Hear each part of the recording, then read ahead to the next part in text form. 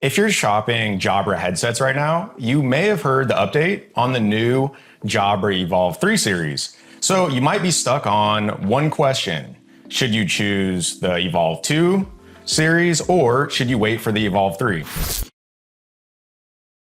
Let me be clear first, the Evolve3 was just released and we don't have an Evolve3 headset as of yet, so there won't be any sort of audio, microphone, or comfort tests. This is just a decision video based on what Jabra has officially shared and the new evolution of the product line. The Evolve3 isn't just a small refresh. Jabra is positioning this as the next generation lineup, not just a cosmetic change. The biggest difference between Evolve2 and the Evolve3 series is the microphone approach. The Evolve2 relies on a traditional boom microphone design, whereas the Evolve3, especially the 75 and 85 models, shifted to a boomless microphone design using AI-assisted voice pickup, which I'm a bit skeptical about when it comes to the real-world performance, not just the tech specs. But we'll do the testing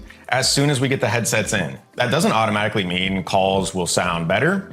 It really just means that Jabra is betting on consistency through software and processing instead of microphone placement alone. This change is clearly aimed at hybrid workers who don't want a visible microphone boom, but still need professional call quality, and will have a mix of a headset that you can use for personal use and business conversations. The second major difference is weight and long-term comfort. The Evolve3 models are noticeably lighter than the Evolve2 alternatives, especially at the high end. Less weight doesn't sound exciting on paper, but over full workdays, it directly impacts fatigue and wearability.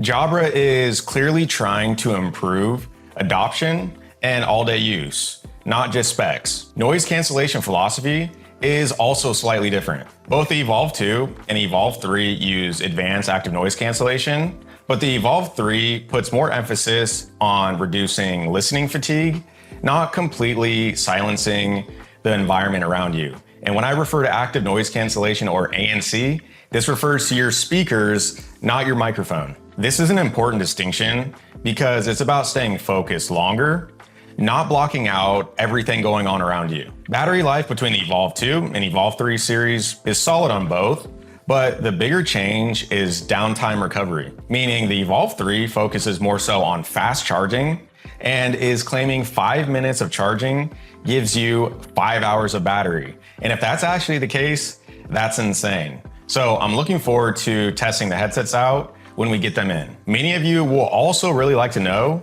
there will be wireless charging on certain models, and there will now be user replaceable batteries. So the real question comes down to, should you wait? You should buy the Evolve2 now. If you need headsets immediately, you're deploying headsets for a team of people, or you want proven, well understood performance rather than waiting for a new headset to be released only to find out there's some bugs that need to be ironed out, usually that are fixed with firmware updates directly from Jabra Direct. The Evolve2 series didn't suddenly just become outdated or bad just because the Evolve3 series was announced. Waiting can cost productivity, and that matters more than having the newest model. You should wait for the Evolve3 if you're not in a rush, you're planning to refresh later this year, or you specifically want a lighter and boomless mic design that the Evolve2 series doesn't offer. Waiting only makes sense if timing allows it. The decision isn't really about Evolve2 versus Evolve3,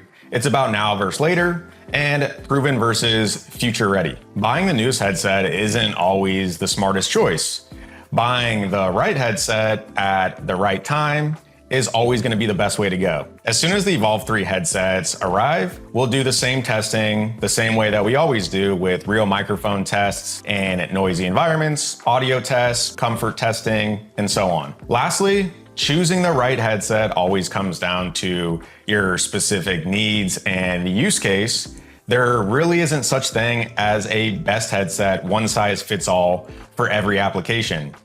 So if you want help deciding on the right headsets for you or a team of people, contact us today and we'll be here to assist. And that's it for this video. If you found it helpful, give it a like as that helps support our company, and consider subscribing to our YouTube channel for more videos like this in the future.